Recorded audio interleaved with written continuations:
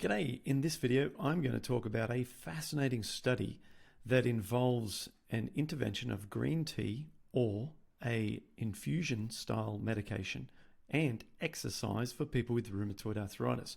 And this is fascinating. And before we begin, if you have a green tea in your pantry, I recommend going and grabbing one right now and getting yourself a green tea, because the evidence behind green tea for rheumatoid arthritis is very convincing. Okay, pause the video or what you're listening to, go grab a green tea, come right back. Okay, hopefully you have a green tea in hand. Ladies and gentlemen, this is a fun one. So in 2016, a study called Green Tea and Exercise Interventions as Non-Drug Remedies in Geriatric Patients with Rheumatoid Arthritis was conducted. What they did is they took 120 folks who were on average 60 years old, who had rheumatoid arthritis for many years, and they gave them they split them up and put them into different categories where some just got green tea and exercise, some just got the drug, which was infliximab or Remicade, and some just did exercise and so on. They mixed and matched so that there was splits within all different categories. I'm going to say what was found in a minute. Let's first of all look at some background here about why they thought that each of these interventions would be helpful. First of all, keep in mind that we know that the medications can help, all right? So we don't need to have background justification as to the biologic drug Remicade. However, with exercise, we know that in patients with rheumatoid, supervised exercise interventions have been shown to improve physical performance, cardiorespiratory fitness, muscle strength, and does not worsen joint inflammation. In fact, in this study, it goes on to explain many different studies that have involved exercise that have been conducted on RA patients over the years, and go on to even point out that exercise of high intensity that falls within the physiological range was more effective even at increasing physical function compared with low intensity exercise. And so consistent with what I've shared in the past, consistent with the studies, is as long as it's safe for you, the more exercise, the better. Okay, so that's the first message here. Now let's have a look at some information around green tea. Well, there's been a lot of interest over the years in green tea based on animal studies. One study back in 2008 in the Journal of Nutrition called Green Tea Protects Rats Against Autoimmune Arthritis showed that green tea played a preventative effect on reducing the likelihood of developing autoimmune arthritis in those animals. And so they thought, why don't we put this to the test and include green tea as one of the variables in this particular study, because the biological activities of green tea as a non-drug therapy for rheumatic disease are due to the antioxidants and anti-inflammatory properties of its polyphenolic compounds. We know, and what I've shared in other videos, is that oxidative stress is in high prevalence with rheumatoid arthritis. It's because the autoimmune activity creates free radicals as part of its processes. So with those of us with inflammatory arthritis are running a higher production of free radicals when in an inflamed state. And therefore the aim to source antioxidants is a very valuable objective. Okay, so with those two things in mind, the process was laid out where infliximab was given to a portion of patients at baseline. It's an infusion, then at 2 weeks and 6 weeks, and then every 8 weeks people are getting these infusions, whilst green tea was just drank 4 to 6 cups a day for 6 months. And patients with RA who went through the exercise plan, all they had to do was aerobic exercise for 45 to 60 minutes 3 times a week on a treadmill. And it was just walking on a treadmill. Okay, so very simple stuff, by no means a big exercise intervention. What happened was amazing. Let's go and have a look at this. When patients, remember 6 months, right?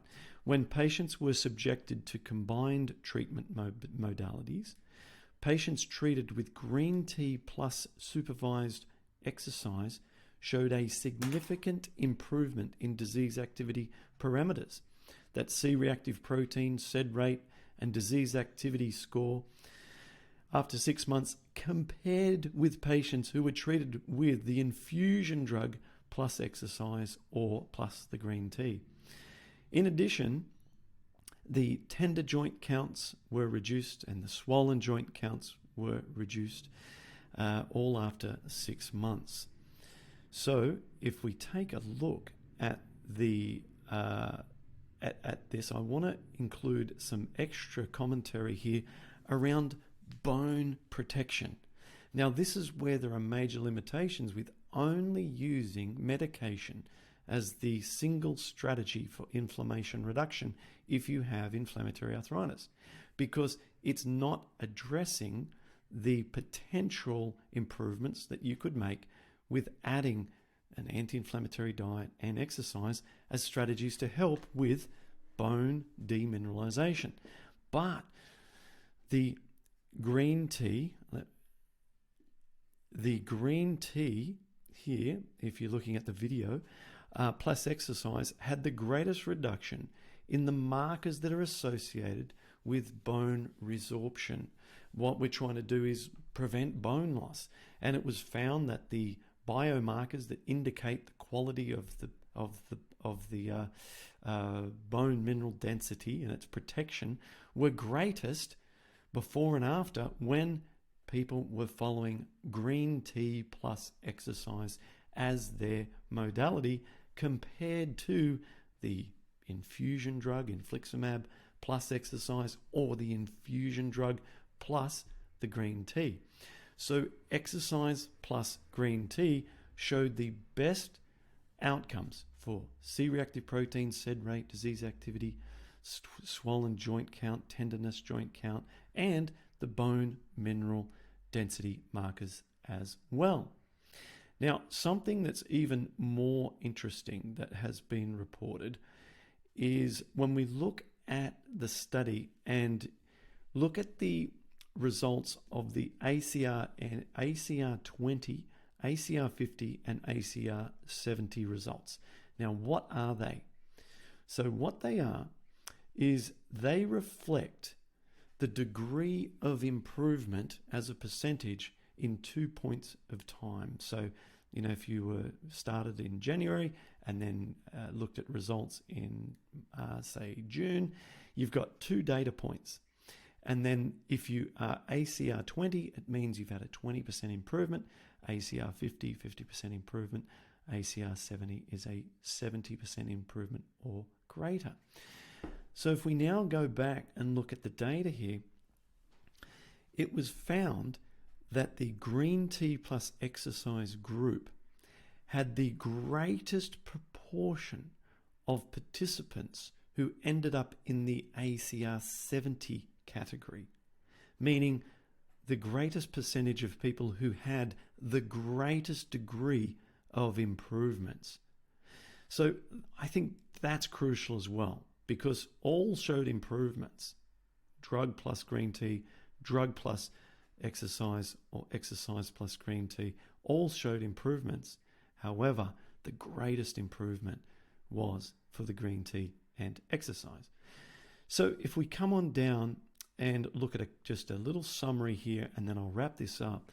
It says, and I quote, "In this study, the patients who received green tea plus the supervised exercise program as combined non-drug modalities showed significant improvements in disease activity parameters beginning after the initial treatment compared with the patients treated with either infliximab plus green tea or exercise only.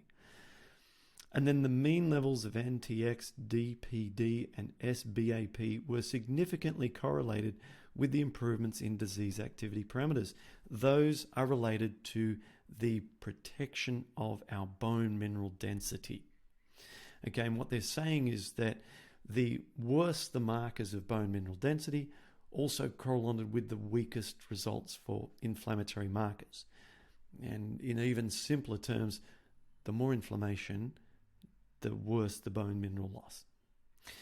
Okay, and then if we jump down to the very conclusion here, in conclusion, in the present study, clinical improvements in disease activity, health quality, bone resorption, and formation biomarkers were observed in all RA patients following green tea and exercise therapy interventions. Okay, the data suggests that green tea and exercise might be of interest in RA therapy depending on the patient's needs and disease activity status. So in this study, they were doing 4 to 6 green teas per day. That might be something you wish to look at. And of course, I want to make the obvious point that this study does not mean that you should go out and look to drop your current medical treatment and go only with exercise and green tea. What this study provides an insight into is the potential anti-inflammatory effects of green tea plus exercise done in conjunction with conventional medical treatment because of the polyphenols in the green tea to combat oxidative stress and the benefits of exercise from all different angles, including improved VO2 max, which is your cardiovascular activity, reduced risk of cardiovascular disease, improved physical functionality, muscle tone, and this is crucial, a reduction in oxidative stress. So with each exercise, if we exercise at a moderate to intense level, we increase our free radicals in our body temporarily. And what happens is that our body compensates for this by increasing our internal antioxidant defenses. So these are things like glutathione, which is often discussed in longevity circles and podcasts and so on. Glutathione is our master antioxidant. So with the exercise, we're gradually, incrementally increasing our glutathione, superoxide dismutase, and catalase, all antioxidants that are related to our endogenous or internal antioxidant system. And then we're bringing in the external antioxidants in multiple formats if we're eating a plant-rich diet, most notably the Patterson program for rheumatoid arthritis, and consuming additional antioxidants, which we can get, as shown per the study, with great effect through green tea. So I hope this has been useful, and if you would like to take your healing to a whole new level and explore all the avenues for inflammation reduction, head over to rheumatoidsolutions.com, where we've got a complete program for you. Please subscribe, hit like, and we'll see you in the next video.